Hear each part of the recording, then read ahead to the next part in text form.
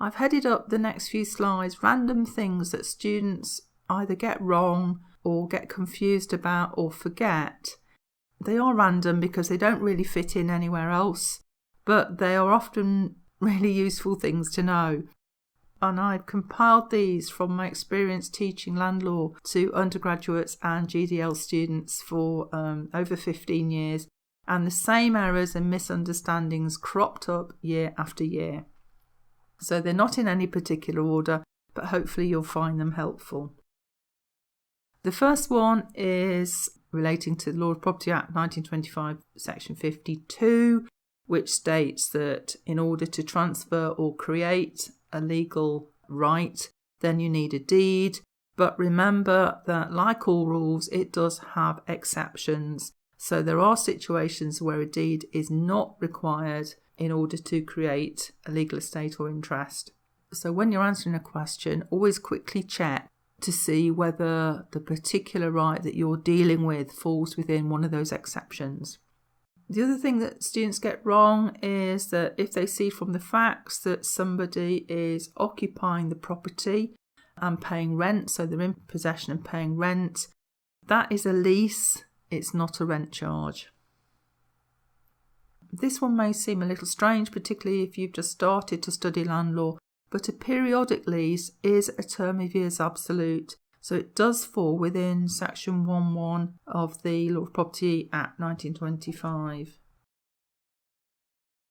Some equitable interests don't require any written formality at all. For example, an interest under a constructive or resulting trust arises without there having to be anything in writing at all. Section 1.2a can cause a couple of problems. So the first problem is something that I used to encounter quite regularly from my students when they first started looking at Section 1. And it's a very understandable mistake, and it's this. So they looked at the words in Section 1.2a, and you see reference to a right or privilege in or over land, which is very general. And what my students did was that they assumed it covered all types of interests, such as interests under a constructive trust or restrictive covenants, but it doesn't. What those words are referring to is a profit, or to give it its full title, a profit appronda. And this is the right to take something from the land.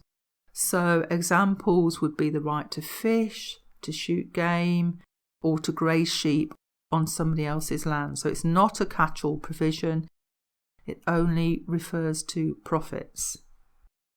And then the second issue in relation to Section 1.2a is that not all easements and profits are capable of being legal. And it was very common for students in an exam to assume that because they have an easement, that it is capable of being legal. But remember that the duration of the profit or easement is important. It has to be for a period which is equivalent to the two legal estates. So it either has to be a perpetual easement or it has to be for a fixed period. If it's neither of those, then it's not capable of being legal. Next one is in relation to deeds. Students attach quite a lot of mystery to deeds, but it's simply a form of document. So it's a document that has to satisfy various requirements, and a deed is required to do certain things. So a deed is not only required to create or transfer legal property rights in land. You might come across deeds in all other contexts, so don't let that faze you. The term to execute a deed means that the legal requirements to create a valid deed have been followed. Next one, just remember that when you're dealing with formalities for a valid deed and indeed a contract, they are in the Law of Property Miscellaneous Provisions Act 1989, a bit of a clunky title, unfortunately, but they are not in the Law of Property Act 1925. So if you say that the requirements for the deed are in Section 1 of the LPA 1925, that's quite a serious problem. And the next one concerns delivery.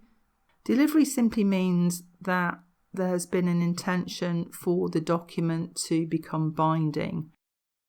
If you buy a house, your solicitor will usually ask you to sign the deed in advance in readiness for completion of the sale. And what will happen at completion is that the solicitor will simply insert today's date on the deed, and that is when it has been delivered. So in reality, delivery isn't really an issue. It's simply when it's dated with today's date. Okay, here's some more. If you're just starting to study land law, then the next few slides may not be for you, as you'll find them difficult to follow at this stage. So you might want to move on to the next topic, which is going to be third-party rights and unregistered title, and perhaps make a note to come back and watch this video again at the end of your course.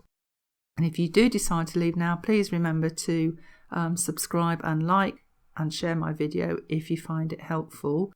However, if you have completed your study of land law and you're watching this as a revision aid, then here are a few more. So first of all, a short legal lease can exist concurrently with a longer equitable lease. So if you have somebody in possession of the property paying rent, for example, every month, that will give rise to a legal monthly periodic lease, which can coexist with any other equitable lease which might exist. And then the other one which students very frequently forget is that easements created by prescription or by implication.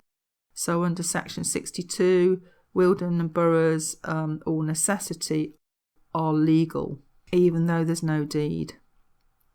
And I've also put on the slide that incidentally they override under the Land Registration Act 2002, which is also something that students tend to forget. Now, I mentioned this one earlier, and it's the second point on the slide which students tend to forget, which is that expressly granted legal easements must be completed by registration, and until they are completed by registration, they remain equitable. So that's the one that students tend to forget, expressly granted legal easements. And expressly granted means deliberately granted by a deed. And here's something which I was asked by one of my students when I first started teaching land law, and although it's over 15 years ago, I can still remember it because it did fox me for a moment. And the student asked me why we refer to a life interest when in fact it's a life estate. In other words, it's ownership of the land for a period of time. So you'd normally expect it to be an estate, but we always refer to it as a life interest.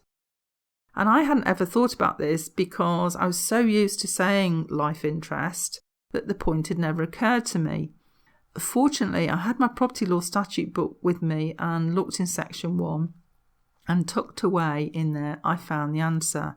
And the answer is simple. It's because section 1 subsection 8 says so. So although they are estates, essentially the Law of Property Act has said that we call them interests. And the moral of that story is that if you have a property law statute book, always take it with you to class, and that applies to students as well as tutors. Thank you so much for watching. I hope that you found this video helpful and that you've picked up some tips along the way. And remember that if you're new to land law and you've made it through to the end, you might find it helpful to watch the video again when you've completed your studies and you're revising for an end-of-year assessment. Please consider subscribing to my channel or like or share because it really does make a difference, and I will be adding more content soon. Please feel free to add comments below because I find them really useful. Thanks again for watching. Good luck with your studies.